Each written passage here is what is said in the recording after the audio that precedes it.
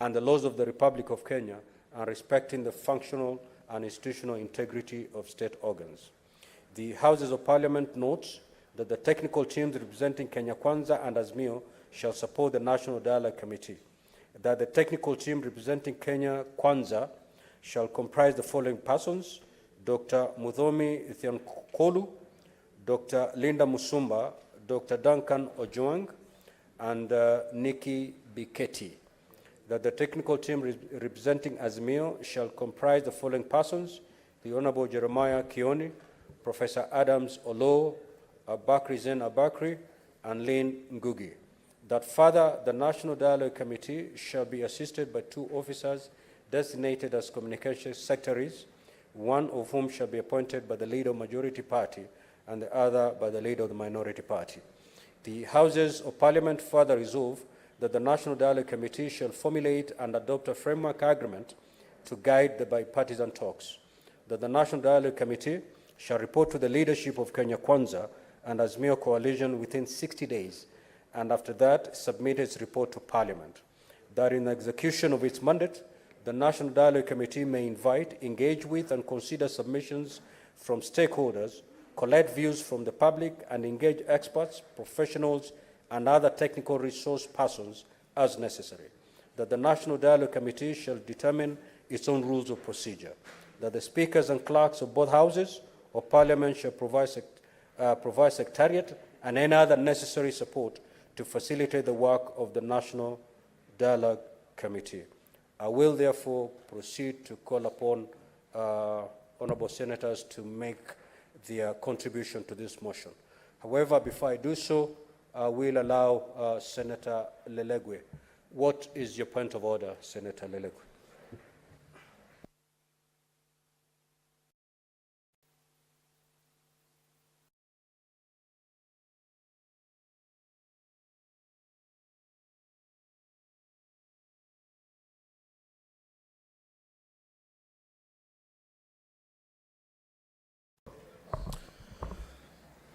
Thank you, Honorable Speaker. Honorable Speaker, I rise pursuant to Standing Order 111.1 and 2 to move that debate on the motion on the establishment of the National Dialogue Committee be limited as follows.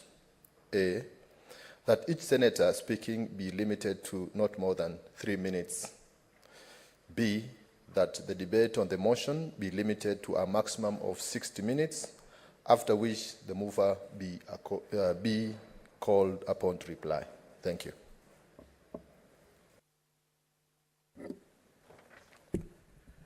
Now, honourable senators, pursuant to that motion, I'll proceed to put the question, which is, debate on the motion on the establishment of the National Dialogue Committee be limited as follows. A, that each senator speaking be limited to not more than 3 minutes, and B, the debate on the motion be limited to a maximum of 60 minutes, after which the mover shall be called upon to reply. As many 60 minutes, 1 hour. As many as of that opinion say aye. Aye. As many as of the contrary opinion say nay. So the ayes have it. 3 minutes to contribute, and we're going to take 1 hour to make our contributions to this motion. The Honorable Senator Maanzo.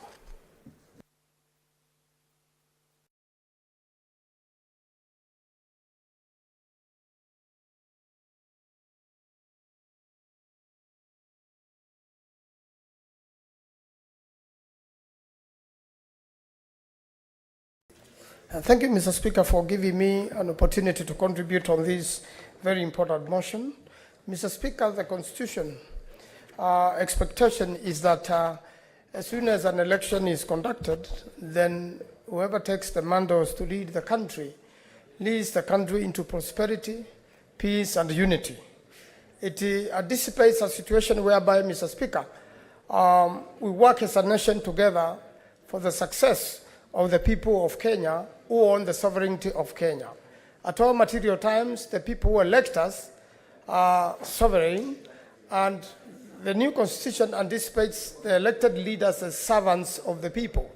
And therefore, Mr. Speaker, I rise to support this initiative so that there may be dialogue. We are aware that after the 2010 constitution, we agreed then Senator that there was... Wamatinga, Majority Leader, kindly let's give an opportunity to Senator Manzo to be heard while making his contribution. Thank you, Mr. Speaker. Mr. Speaker, what is expected is that there be dialogue so that we could fill the gaps. As you have seen from the proposals of the majority and the minority, there are gaps which were left out in the 2010 constitution, and after 13 years, it is a time now, Mr. Speaker, for us to fill up these gaps so that we have a document which serves the people of Kenya, which unites the people of Kenya, and which sees the country go into prosperity. Mr. Speaker, I'm aware from the debates which has been in funerals, television shows, and among the public, some people feel that these bipartisan talks could be against their region or against their tribes or against themselves. Mr. Speaker, this is for the benefit of the country. It is not benefit of a region or a tribe. Mr. Speaker, we want to build a strong Kenya for all Kenyans, but not for one or two individuals. Mr. Speaker, I really like the way the majority side in the National Assembly has framed the issues. The matter went through the National Assembly. It is now before Senate.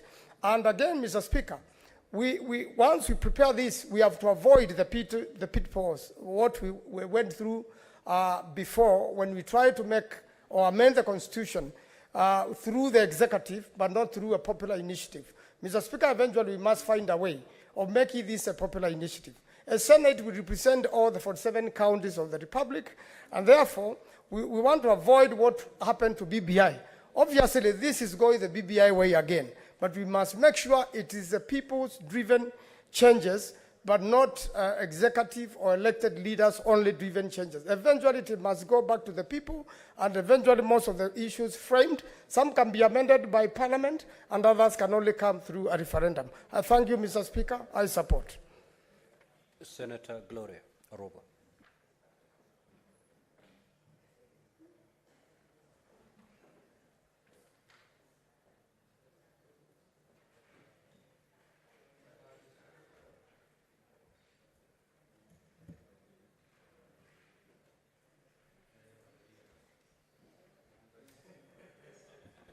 Oh, thanks. Thank you, Mr. Speaker. I rise to support the motion, Mr. Speaker. I believe it is time that this country actually has a national dialogue. It is long overdue, that I agree, Mr. Speaker, and I think that incorporating even the civil society is it is something that was needed, Mr. Speaker. However, Mr. Speaker, I have noted that it is written that the National Dialogue Committee will be there to facilitate dialogue, to build consensus, and to recommend appropriate constitutional, legal, and policy reforms, Mr. Speaker. When you look at the job description that this committee has been given, it is squarely the exact same job description that we have for the National Cohesion and Integration Commission, Mr. Speaker.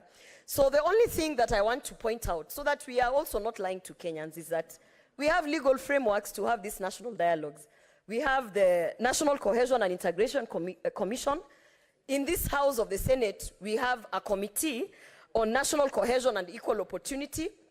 In the National Assembly, we have the same thing. So I think also, as much as I am supporting this motion, I have to say that we are being unfair to the president, because the president has set out to put out austerity measures to ensure that we are not spending money that should not be spent, and yet we are here creating yet another entity, and we could have used the National Cohesion Commission. We could have used our joint committee between the National Assembly and the Senate to actually have the framework and discussion. And both those platforms are equally opportunities that we could have, made effective. So, Mr. Speaker, I have to say that as legislators, as much as I support this motion, we are being unfair to the taxpayers, because I'm sure this committee is going to draw some sort of allowance. I'm sure we are going to incur expenses on the same. And it is not fair to keep telling taxpayers, we are going to pay the commission, we are going to pay the committees, and now we are coming together to have a national dialogue committee on top of all that, the legal frameworks that we have. But I support, we need a national dialogue, so I support this motion. Thank you. Senator Eddy.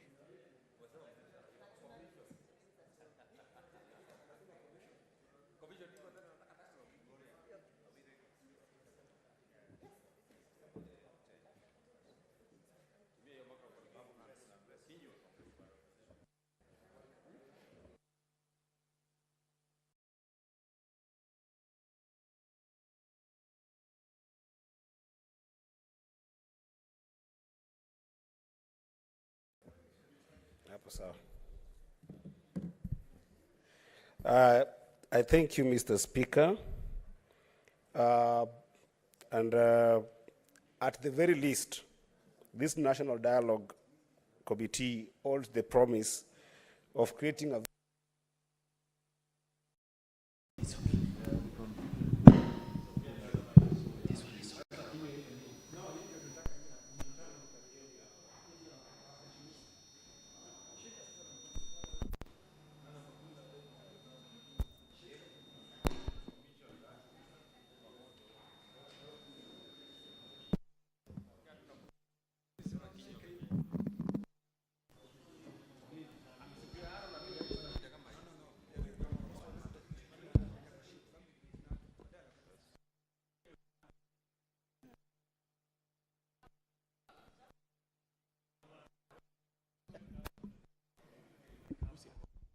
management of Kenya.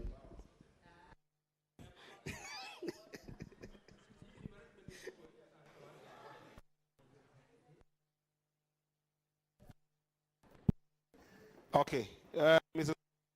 I hope that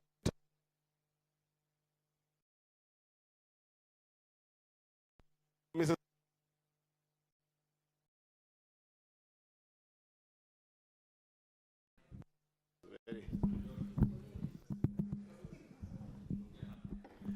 I hope, okay, this is better, Mr. Speaker.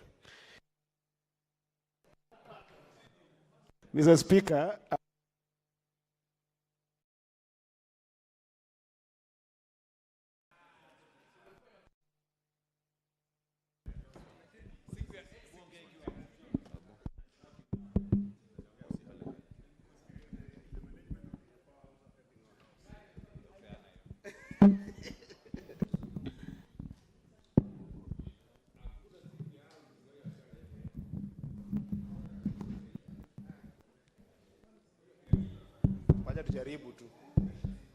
I think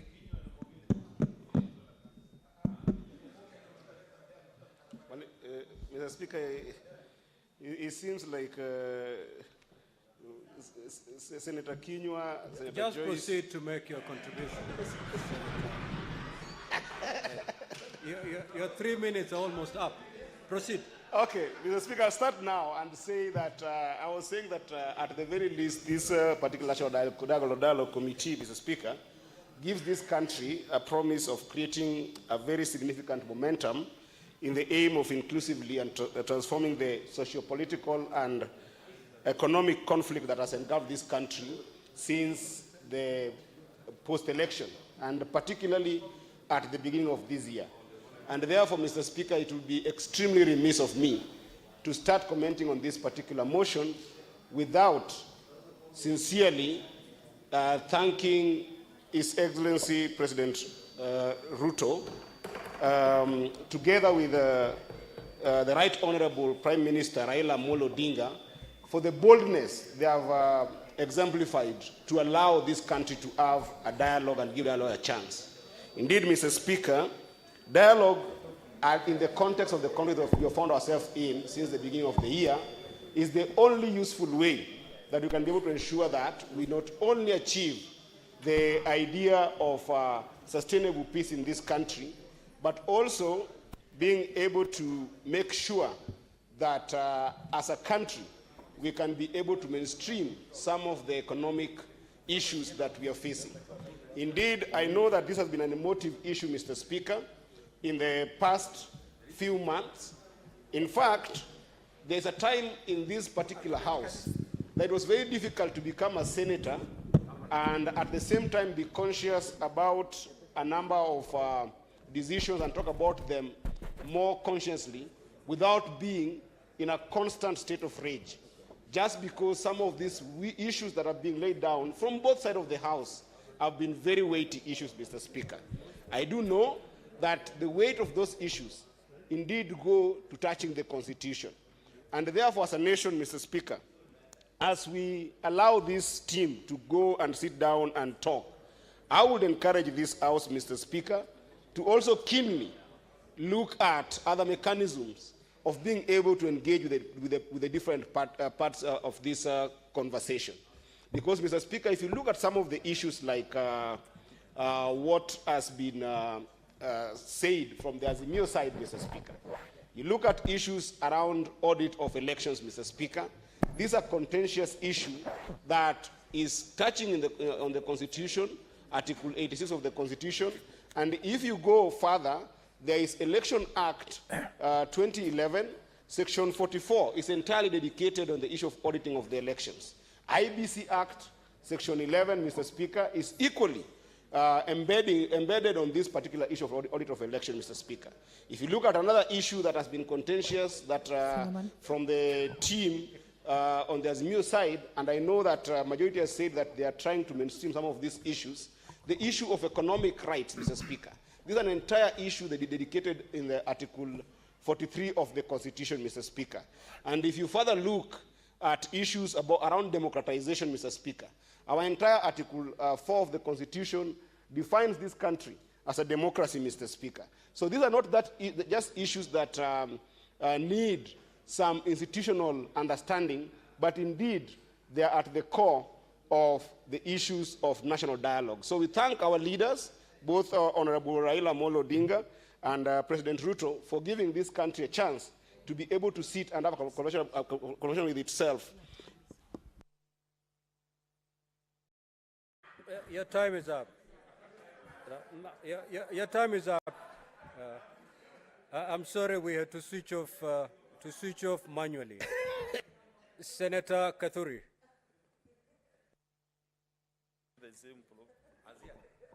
Okay. Let me use this one. Thank you, Honorable Speaker, for this chance also to give my very brief comments on this motion on the establishment of the National Dialogue Committee. Mr. Speaker, on the onset, you know, dialogue is a conversation between two or more people. That is according to the encyclopedia. Mr. Speaker, I didn't support this motion, but one thing that is really giving me problems is how we came to the formulation of this committee, Honorable Speaker. Honorable Speaker, you know, before this group was composed, so many Kenyans are now on the graves, dead. I don't know whether this committee or this dialogue will bring back these Kenyans who are already dead, because the process that the minority side used, the minority coalition, was to go to the streets, to demonstrate, to do very funny things so that they could push the president to accept this dialogue. Mr. Speaker, as we debate this motion, I'm at a great loss because Kenyans have lost property, Kenyans have lost lives, but I hope this thing will be the first and the last one. I was at the pains to hear my friend, my colleague from Migori, say that the elections were contentious. They were not contentious. If there was any contention, it was taken to the Supreme Court, and the court determined that the elections were free and fair, and President Ruto won squarely. So, Mr. Speaker, you know, in Kenya, we are used to these band politics of twisting the government when it is elected. And, Mr. Speaker, I think this should be the first and the last thing to happen. Some of us actually have sacrificed a lot to be in this house today. I personally arrived in this country at 3 a.m. so that I can participate in this motion. But I wanted at least to come and hear my voice that they should not be the route to go as Kenya. I support the 10-member committee. I'm most happy that this report will be brought to this parliament, because I was afraid that there might be some handshakes in the corner of the streets after this dialogue. But I'm happy that this report will find its way here so that we can either agree with it or disagree. So, Mr. Speaker, thank you very much indeed, and I thank you for this opportunity. Senator Enoch.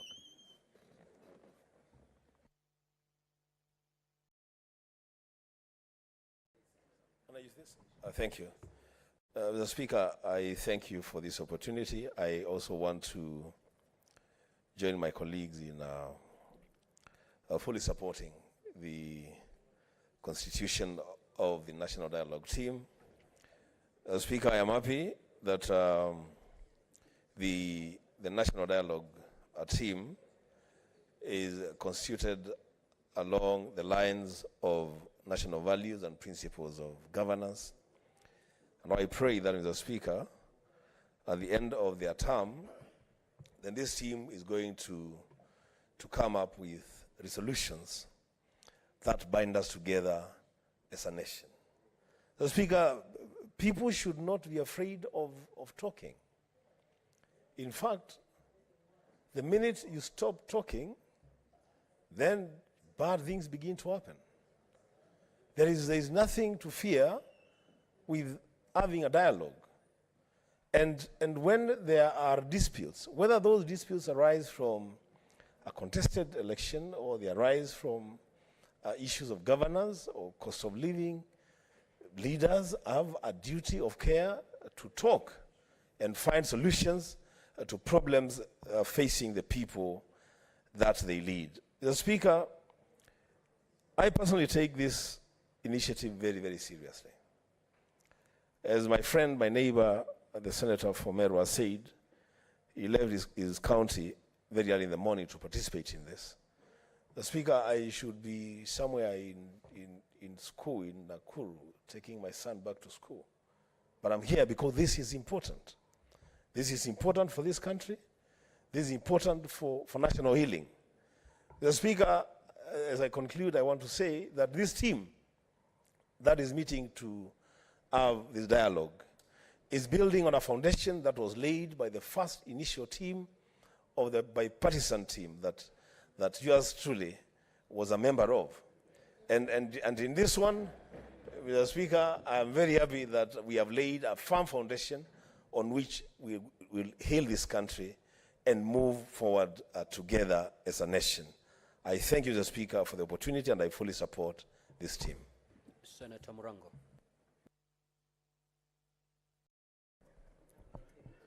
Asante sana mstahiki Spika kwa kunipa fursa hii niweze kuchangia. Kwanza naunga mkono mswada ambao uliletwa na kiongozi wa wengi ya kwamba wale walioteuliwa waweze kuketi na kutafuta jawabu katika mazungumzo. Lakini pia ningetaka kusema kwamba tusiwe watu wa kutafuta vita ndo tuanze kutafuta amani. Kwa sababu hili ni jambo ambalo lingemalizwa kitambo. Na ningeuliza watu wanapoenda kuongea, walioagiza hii maendeleo, walioomba kuwe na mazungumzo, tusije tukasikia kwamba pia kuna matata mengi inatokea sehemu ile, kwa sababu Mswahili anasema mfungwa hachagui gereza. Na kwa sababu washachagua kwamba wanataka kuwa katika gereza ya mazungumzo, kusiwe na utata wote pale wanapozungumza. Halafu ningetaka pia niongeze niseme ya kwamba kama venye Mheshimiwa Senator Meru amesema, iwe ni jambo la mwisho, kwa sababu hakuna maana ya uchaguzi kama hakuna mshindi. Vile vile ni kama basi tukae zote tuteuliwe tuwe tuje hapa katika Seneti, kwa sababu tukiendelea hivyo hata mimi pia niliowashinda kule Kirinyaga atasema kuwe na mazungumzo. Wale walishindwa ungavana watakusema pia kuwe na mazungumzo. Kwa hivyo iwe ni mara ya mwisho kwamba tunafanya hili na tukilifanya tumalize, kuwe na amani, na pia wanaoongoza wasije na kwa misingi mikali na misimamo mikali. Waje na misimamo ambayo na kauli ambazo zitatolewa ni kwamba ni kwa ajili ya wananchi wa Kenya, wala sio kwa ajili ya uongozi. Asante sana mstahiki Speaker. Senator Dulo.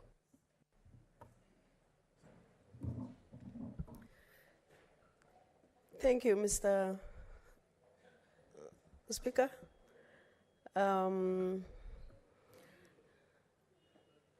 Sorry, I thought it is me, Mr. Speaker. Proceed, Senator Dulo. Proceed. Thank you, Mr. Speaker. Mr. Speaker, I am supporting this motion, hoping that what is happening in this country is going to be resolved. Majority of us have been long in this country and also in leadership position. And after every 5 years, the same issues come up. Unless otherwise, personally, I feel, from what has happened before, Mr. Speaker, we are not getting to the bottom of the problem. Because if we go into election and somebody is defeated, I think they should accept defeat. And this shenanigans of high cost of living, IEBC, we've been seeing this every year, year in and year out. What solutions are leaders bringing as far as cost of living is concerned? Mr. Speaker, I have seen what Majority Leader has enumerated as the agenda for this committee. But let me say here, and for the record, I don't see a solution to the underlying problem, because this is not one person issue. I know this is one person issue, and this is not the way that things should be resolved. If you have been defeated, you have been defeated. Go and wait for 5 years, and after that, go for another election and see whether you will go through. I hope for the last time, this matter will be resolved. But Kenyans are really suffering. There are some who have lost their lives. The high cost of living is actually going on, and solution is actually being made. So I hope this will be a solution, but at the bottom of my heart, there is no solution to this problem. And the same thing will be repeated next, even after 2027. And I hope I'll be alive to see that. Thank you, Mr. Speaker. Senator Nyamu.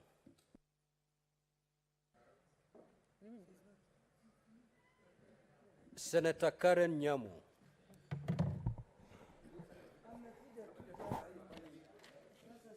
Thank you, Mr. Speaker, for giving me this opportunity to contribute to this motion. First of all, Mr. Speaker, I did not know that there are people out there whose work is solely to count how many times we speak in this Senate. But since I'm aware, I will make sure I keep them very busy. So, Mr. Speaker,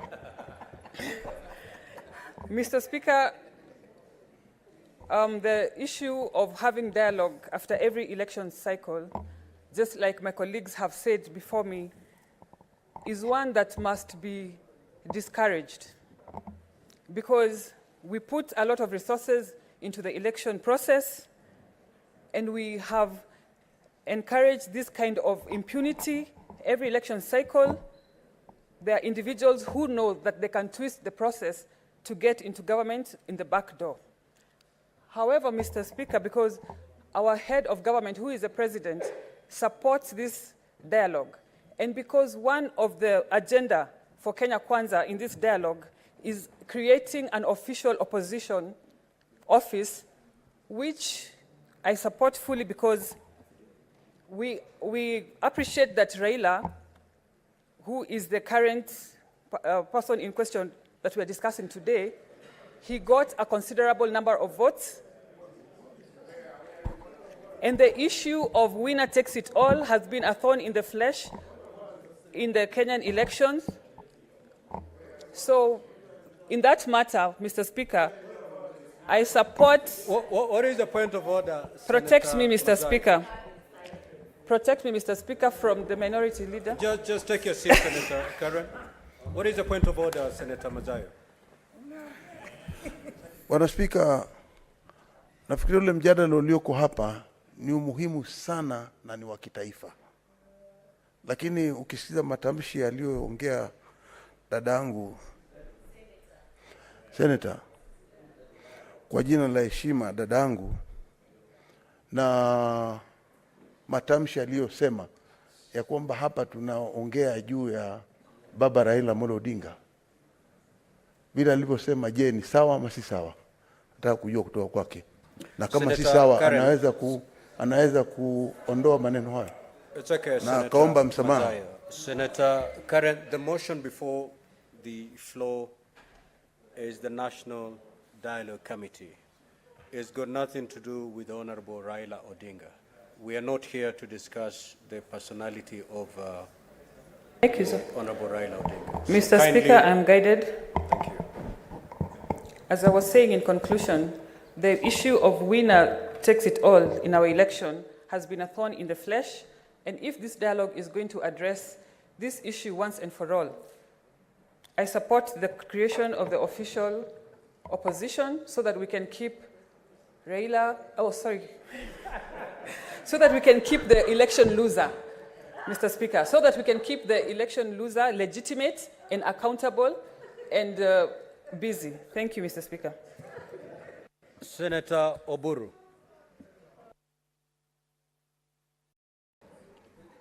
Yeah, thank you, Mr. Speaker, sir. Mr. Speaker, sir, I stand to support this motion. And Mr. Speaker, I support it because talking, dialogue is always the way to go. And this is not only in Kenya, it is all over the world. And Mr. Speaker, those who are saying that there has been negotiations every election in Kenya, maybe were born yesterday. But I can tell them that since independence, which is more than 60 years, there have been always elections every 5 years. And I don't think there was a dialogue every 5 years. There was only dialogue when there was a problem. The dialogue only comes, Mr. Speaker, when there is a problem. And those who also don't know, it is through those dialogues that we have a new constitution. This constitution which you are saying you support came because of dialogue. And it is because of those negotiations and so on. Mr. Speaker, this new constitution, even some of the leadership of this country were opposing the new constitution. And they were opposing the new constitution, Mr. Speaker, because they said this constitution was good, but there were some provisions in the constitution which they didn't like. Oburu, Mr. Speaker, what is the point of order, Senator Gloria? Point of order, Mr. Speaker. But you should have opposed I think Oroba, just as Senator Nyamu has been brought back to the topic of discussion, I think Senator Oburu should be brought back to the topic of discussion. Today we are talking about national dialogue. And I think if he continues with that line of talking about some of us who were born yesterday, today, we know that he's the youth representative, but we also are not talking about who's the youth representative and who's older than who. Let him stick to the national dialogue conversation. Senator Oburu, as you ooze with your wisdom, kindly do not belittle the ones who are younger. Kindly proceed to make Thank you, Mr. Speaker. Mr. Speaker, I'm just saying that there were people who opposed it because there were some few things which needed to be corrected, and this national dialogue is giving them an opportunity to correct what they did not want in this constitution. Mr. Speaker, I don't see how that is relevant because Madam Senator Oruba opposed this dialogue, and she was saying, I support it, but everything she said was opposing it. When you want to oppose, just oppose. And when you want to support, just support. Yes, there's no shame in supporting or opposing. So Mr. Speaker, I don't want to continue much more. I support this dialogue. Senator Mgatana.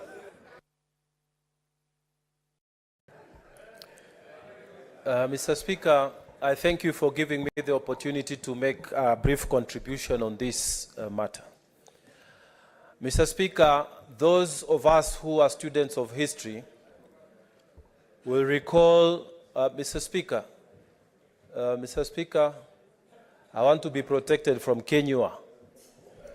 Senator Kenyua, kindly have your seat. Thank you, Mr. Speaker. Proceed, Senator Mgatana. Mr. Speaker, those of us who are students of history, we remember that the 1861 elections in America were very controversial.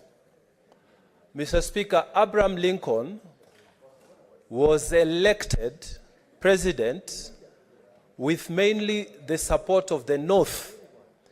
The southern states felt that they lost and they felt segregated. Mr. Speaker, then, before the president was sworn in, they went to hold a meeting in Montgomery, Alabama, where they swore a new president in 11 states. They formed the Confederacy. Mr. Speaker, that controversy around the election of the President of the United States at that time brought about a civil war that lasted for 4 years. Over 600 people, 1,000 people died. Mr. Speaker, we are happy that in Kenya, it hasn't gone that way, that people decided to speak before it deteriorated. So, Mr. Speaker, I want to stand here and tell people matters election are very critical for the stability of the nation. And we need to handle them with care. And the critical thing I want to quote here is what President Lincoln said. He said that we must agree that popular vote is not an absurdity. We must agree. And we must settle the question that a minority that loses an election cannot at will decide to break a government that is formed by the majority. So, Mr. Speaker, let us discuss, but let the principle prevail. If you lose an election, please go home. You have no right to break a government because you lost an election. What Madam Senator Dulo has said is what has happened many years ago, and people are trying to reinvent what has happened. Please don't bring chaos because you lost an election. And this is the whole thing about this dialogue, is about that election. It has happened in the US, and it's being repeated word for word, except we haven't gone to civil war. We are asking people to have good manners. When you go to an election, you lose an election, don't bring problems to the country. Go home. Senator Kamau Githuku.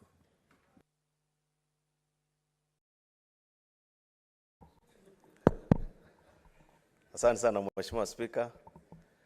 Nataka niweze kuunganika pamoja na wenzangu kusupport hoja hii ambayo imeletwa na kinara walio wengi katika bunge hili la Senate. Na niseme ya kwamba Mheshimiwa Spika, sisi ambao tunaosoma Biblia inasema kwamba katika kitabu cha Amos 3:3 ya kwamba wawili wasipo kubaliana hawawezi kutembea pamoja. Mheshimiwa Spika, nimesimama kuweza kuunga mkono hoja hii ya kuweza kuwa na mazungumzo ya kitaifa ambayo italete uwiano na kukomeza shida na matatizo ambayo imeweza kushuhudiwa katika Jamhuri yetu ya Kenya kwa muda wa siku ambazo zimeweza kutangulia makupita tangu tulipokuwa na uchaguzi wa mwaka 2022. Mheshimiwa Spika, tumeona vurugu zikishuhudia katika Jamhuri yetu ya Kenya. Tumeona umwagikaji wa damu. Tumeona pia vile vile uharibifu wa mali katika Jamhuri yetu ya Kenya. Mheshimiwa Spika, jambo hili ni jambo ambalo kama kiongozi lilaani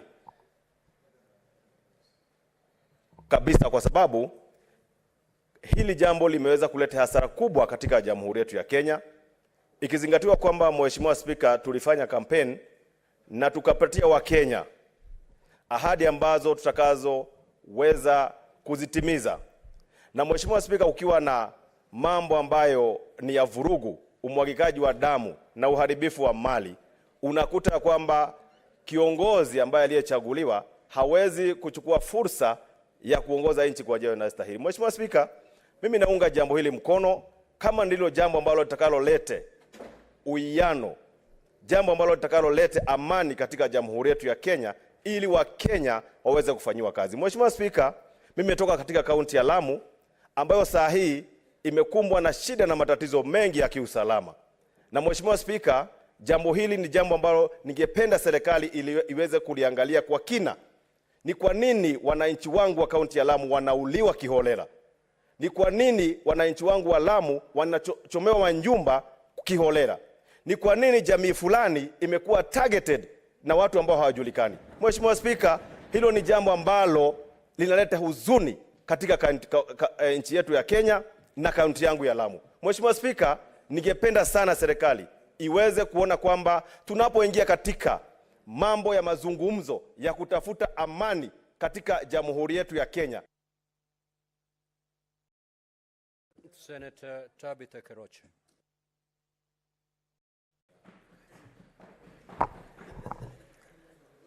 Thank you, Mr. Speaker, sir, for giving me this opportunity, and I rise to support this motion. I need to take this opportunity and congratulate His Excellency Dr. William Ruto, our President, and the Right Honorable, the Opposition Leader, Raila Amolo Odinga, for agreeing to sit in this country to talk and unite and heal.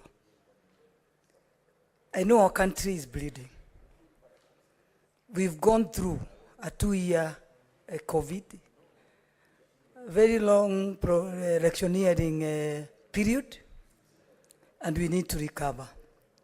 And what His Excellency William Ruto is doing is to lead this country to an economic transformation. You could see the minute we mentioned about the dialogue, the relief that everybody had in this country, the church and the business people. Because everybody knows if we unite and we talk and agree, our economy will recover. Our businesses have suffered. So many people at home were sacked, lost their jobs. So it's the high time now we need to talk and agree and move forward.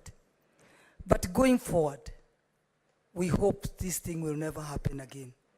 To see our people on the streets doing the maandamano, destroying property. I know the people who did the constitution did it very well, but there is one point that they left. The opposition leader office needs to be in place and put very well black and white, so that everybody knows if he loses an election, he has an office that is going to be going and oversight the government that is for the day. So mine is just to say thank you and congratulate His Excellency and the team that has been elected to ensure that we have the white smoke immediately after we get the talk. I mean, we get that talk. It's not just a talk. We must get the white smoke that the country has agreed and the country is moving forward and waiting for another election in 2027 when we are recovering from the economic that the businesses have suffered and the people have suffered. So the team that has been given that mandate, they just to be given a mandate, is to ensure that when they get out of that room or that or house, there will be peace and peace and peace of this country. Thank you. Senator Faki. Asante Mheshimiwa Spika kunipa fursa hii kuchangia hii mswada wa mjadala wa kitaifa.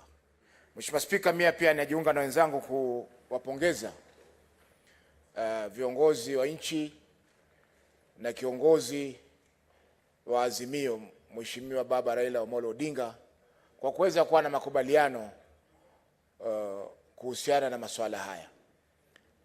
Mheshimiwa Spika, wakati ilipotangazwa kwamba kutakuwa na mjadala wa kitaifa, nchi ilipumua, biashara zikafunguka na amani ikarudi katika nchi yetu ya Kenya. Kwa Mheshimiwa Spika, ni masikitiko kwamba wenzetu hapa wanaweza kuzungumza kwamba ilikuwa haifai kwa viongozi hawa kuwa na mjadala. Mheshimiwa Spika, tukiangalia hata uhuru ambao ulipatikana katika nchi hii baadhi ya ndugu zetu walikufa, lakini baada ya mazungumzo kukapatikana mwafaka kule Lancaster na ikapatikana uhuru katika nchi yetu ya Kenya. Mheshimiwa Spika, viongozi wote ambao wameweza kutawala nchi hii wametawala kupitia masuala ya mjadala baina ya viongozi na wananchi katika nchi ya Kenya. Hakuna kiongozi ambaye alitangaza akaendesha nchi kwa njia ya kimla. Sababu ni wale ambao Waingereza wanasema ni madikteta ndio hawawezi kukubali kuzungumza baina ya wananchi katika nchi zao. Lakini nchi yetu inaongozwa na demokrasia na katiba yetu pia tuliweza kuipata kupitia kwa mjadala katika Bomas. Kwa Mheshimiwa Spika, wa Kenya kuzungumza sio jambo geni. Jambo geni ni kwamba tuna katiba mpya na polisi bado wanaendelea kuua wananchi kiolela. Hiyo ndio hofu ambayo tuko nayo sisi. Na hofu hii Mheshimiwa Spika inaanza kutoka kwa kinara wa nchi. Tuliona jana katika vyombo vya habari kwamba anatishia kupeleka watu mbinguni. Hii si Yesu ya Masihi, si mtume. Sisi ni wananchi wa Kenya na sote ni binadamu. Na sote ni binadamu, na iwapo kuna mambo yoyote ambayo yanataka kuzungumzwa yazungumzwe katika mjadala. What is your point of order, Senator Kenya?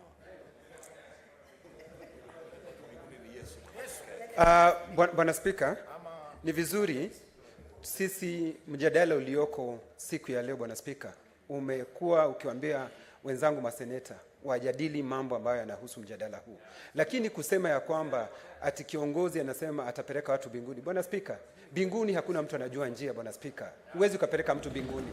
Bwana Spika, binguni hata Biblia inasema ya kwamba mtu anayejua ni Baba wa binguni peke yake. Hata Yesu ajui, Bwana Spika. You made your point, Senator Kenya. Senator Faki, kindly confine yourself. Mheshimiwa Spika, sijatoka nje ya mada. Ni jambo ambalo liko hadhiri, kila mtu ameona. Senator Faki, I have told you, I've directed you to confine yourself to the motion before. Ndio nasema Mheshimiwa Spika, mimi niko ndani ya mjadala bado. Desist from taking that line of argument. Mjadala Mheshimiwa Spika, na nitaendelea kubaki katika mjadala. Mwisho nasema Mheshimiwa Spika kwamba hakuna soko lisilo na wazimu. Shasikia? Maendeleo, majadiliano yataendelea, na wale ambao wanasema kwamba hakuna mwisho wataona kwamba yamekuwa. Haiwi mwisho huo Mheshimiwa Spika, na mwisho ni kwamba amani haiji mpaka nchi ya upanga saa nyingine. Kwa hivyo Mheshimiwa Spika, tunasema tunaunga mkono mjadala huu na tuko tayari kufanya lolote ambalo linatakana kama viongozi katika bunge hili kuhakikisha kwamba Thank you. I didn't know that some of us fear going to heaven. Senator Nduati.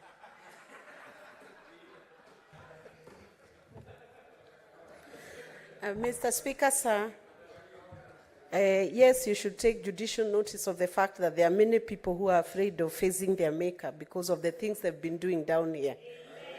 Mr. Speaker, sir, thank you for the opportunity to contribute to this important motion, and I do support the formation of the bipartisan committee that is going to commence a national conversation and a dialogue to discuss the issues, some of the issues that one side of the divide has felt that is ailing this nation. Mr. Speaker, disputes must have a progressive resolution.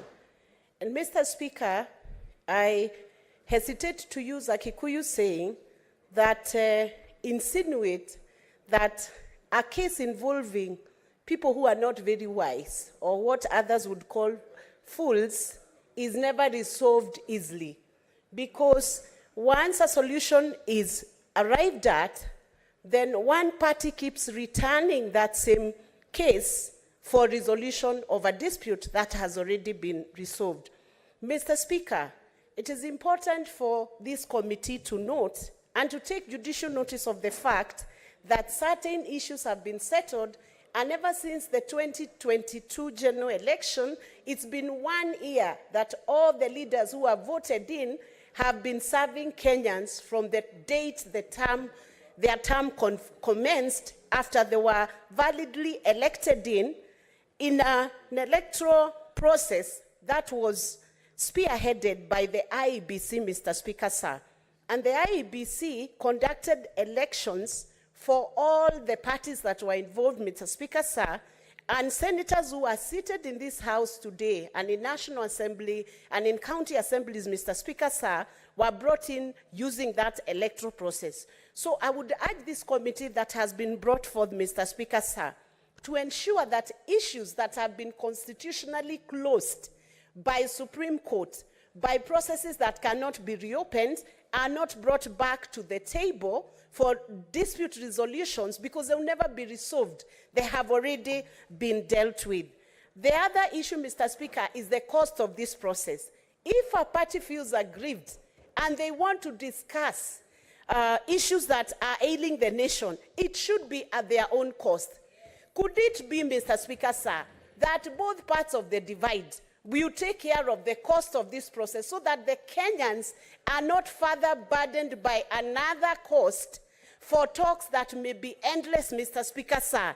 And while I support the process of talks, Mr. Speaker, sir, it is, in my very honest view, Mr. Speaker, sir, that these talks could have been dealt away with.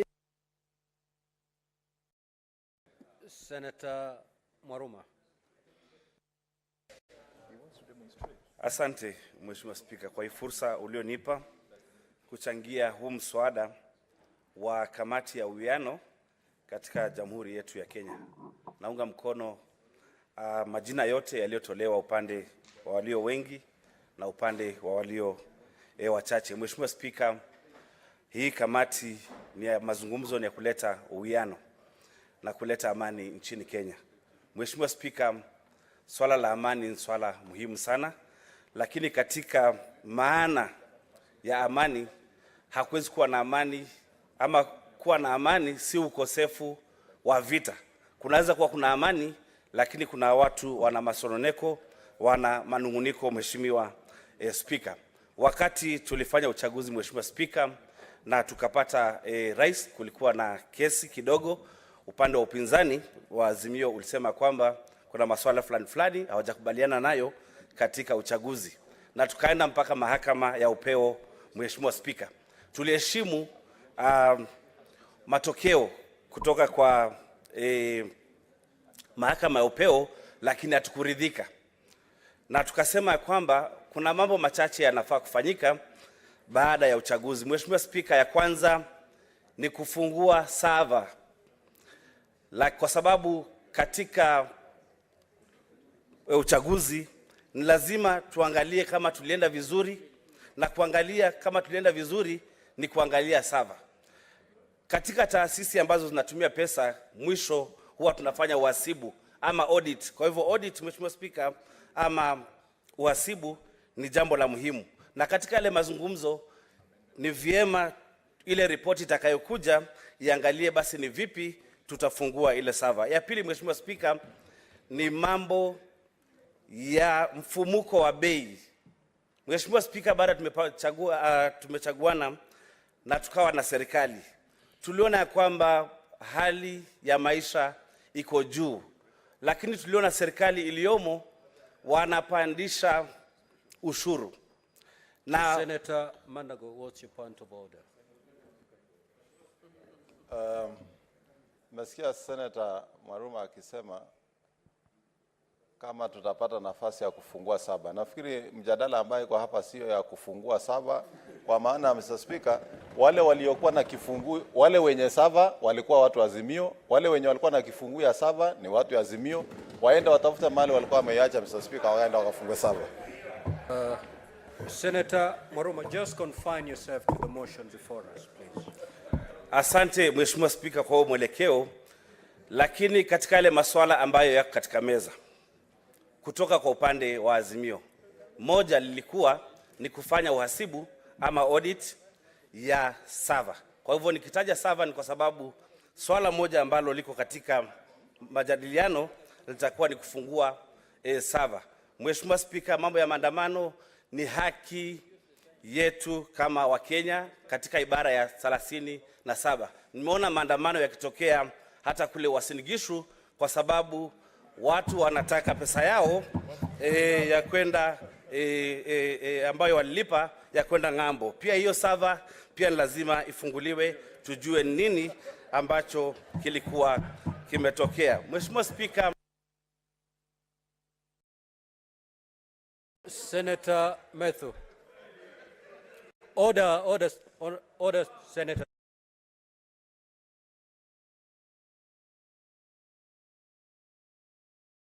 Thank you very much, Mr. Speaker, for giving me an opportunity. I rise to support this particular motion, and in the words of Senator Oburu, he says that we are supporting and opposing. We are supporting and giving reservations. I think that is a little difference that is there. Of course, because we have our own reasons. Even, my position as to why I would want to support is because the leader of majority and the leader of minority have spoken and have said that it is fair that we allow people to speak. But I feel in my heart that there's a question that we are not addressing and cannot be addressed by the 10-member committee of the dialogue committee. Number one, Mr. Speaker, in my opinion, I feel that the best national dialogue happened on the 9th of August, Mr. Speaker, and the people of Kenya spoke. 50 million of the people of Kenya spoke to this particular issue, and they voted for William Ruto. There is nothing that the 10-member committee can do to it. The final and the apex of that matter was at the Supreme Court. There's nothing that Kimani Ichung'wah and Kalonzo Musyoka can do to that particular fact. William Ruto will be our president, and there's nothing that will change. Whether you do audit of the server, or, whatever you do to it, that matter has been rested, Mr. Speaker. Then number two, Mr. Speaker, I would want to understand, Mr. Speaker, now that people were on the streets and businesses were destroyed, both public and private, and people died, how will the national dialogue address to the person who lost their son, to the person who lost their property, and to the losses that we got as a country, Mr. Speaker? Because, Mr. Speaker, this behavior of I'm twisting government every time, and Senator Buru says that this is the first dialogue. This is not the first dialogue, Mr. Speaker. This is not the first national dialogue, Mr. Speaker. The only constant thing is the players, Mr. Speaker, is that every time there's an election, one person does not agree that he has lost, so he has to force a dialogue every time. It happened in 2008. Maybe he says that we are young. Yes, we are young, but in 2008 we were alive, and we saw that there was a dialogue, there was a national dialogue in 2008, Mr. Speaker, and then there was another one, there's another one that is happening now, Mr. Speaker. If we do not put an end to this kind of sarcasm, Mr. Speaker, at every election, we have to do a national dialogue so that we accommodate some people, so that we incorporate some issues, then we shall have gotten it wrong, Mr. Speaker. Finally, Mr. Speaker, I also feel that we are taking the people of Kenya for a ride, Mr. Speaker. I've looked at the agenda in that particular talk, Mr. Speaker. Oh, pardon. I've looked at the agenda that is. Next is Senator Chute Mohamed.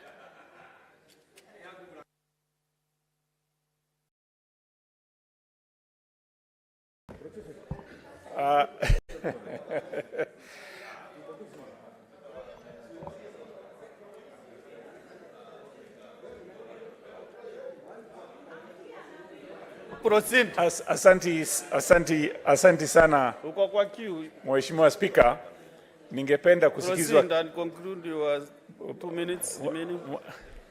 Mheshimiwa Spika, bwana wa Matinga, Senator wa Matinga anani distract kidogo tafadhali. Asante sana Mheshimiwa Spika. Mheshimiwa Spika, nataka sana kumshukuru kiongozi yetu hapa walio wengi na pia kiongozi ya walio wachache. Mheshimiwa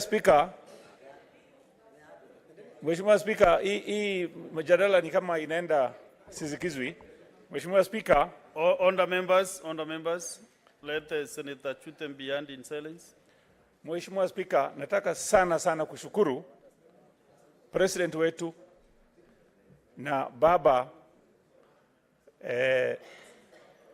Raila Odinga pia kwa kuwezesha hii mkutano iwe. Mheshimiwa Spika, Kenya hii iko na watu zaidi ya milioni 50 ambayo sisi tunaongoza. Wale watu wanaongoza, Mheshimiwa Spika, ni wale wamechaguliwa kutoka County Assembly,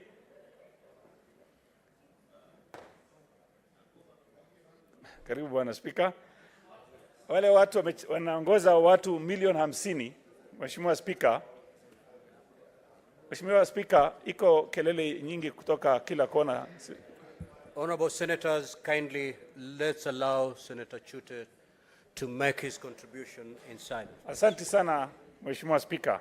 Nilikuwa nasema watu milioni 50 wameweza kuchagua watu kutoka County Assembly, National Assembly na Senate.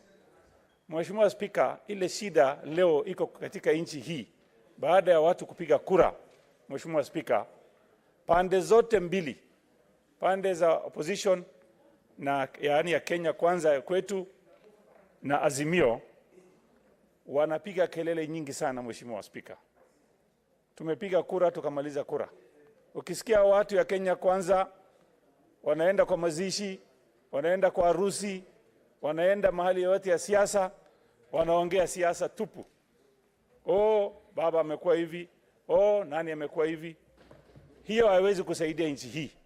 Na watu ya uko pande hiyo pia ya Azimio wakienda mahali wanasema sava ifunguliwe, wanaongea mambo ya ati chakula iko bei juu, na hawa pia walikuwa wanachangilia hiyo chakula kwa bei juu. Mheshimiwa Spika, nashukuru sana leo watu ambaye wamechaguliwa wako hapa ni waheshimiwa. Hawa watu Mwenyezi Mungu ndiye amepatia nafasi ya kuongoza watu Kenya. Tuwache kuongea mahali tunaongea kwa mazishi, kwa harusi na mahali ya kuna siasa yote. Kwa sababu ukiangalia saa hii Mheshimiwa Spika, kuna vijana katika Senate na hata National Assembly. Wakiamuka wanataja jina Uhuru Kenyatta. Wakilala jina Uhuru Kenyatta. Wakitembea jina Uhuru Kenyatta. Na pande ile pia wakisimama, wakifanya mahali yote wanaongea juu ya mambo ya Ruto. Mupatie nafasi Mheshimiwa Ruto ajenge nchi hii. Wacha achukue nafasi, tupatie nafasi ajenge nchi hii. Na ya mwisho Mheshimiwa Spika, nataka kusema hivi.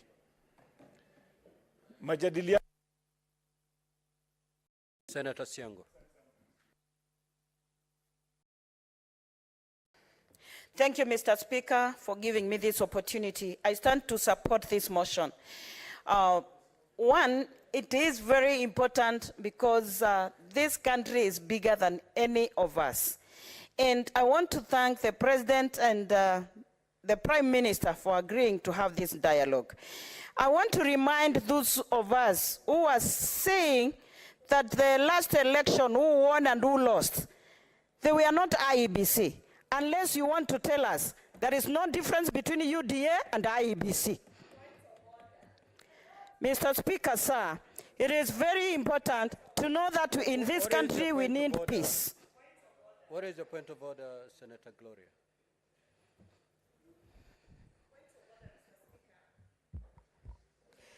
Mr. Speaker, I think we are not doing justice to this motion, because what we are doing now is the dialogues. Mr. Speaker, the dialogues that we are supposed to have, misleading the public and the House.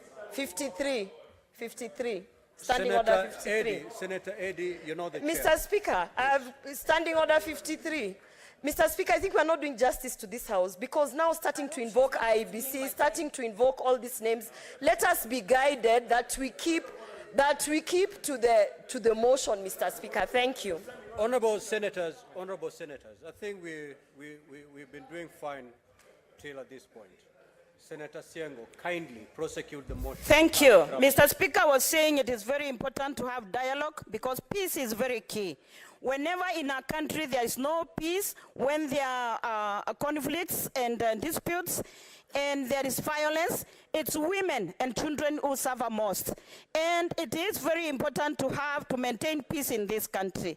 Mr. Speaker, sir, when we are talking of every election, there are one person who is claiming this and that. I want to remind this House, it is the wearer of the shoe who knows where it pinches most. When one is denied his victory, it is him who knows what to say, because the victory is his and it has been snatched away from him. So, Mr. Speaker, sir, allow me to remind all of us that we should support this motion because it is giving this country, Kenya, a way forward. And we trust the process. We trust the people who have been placed and appointed to lead this dialogue. And it is very important that we support the motion and we give this country a chance to heal and to move forward in peace. Mr. Speaker, sir, I want to finish by saying this. It is really unfortunate. What is your point of order?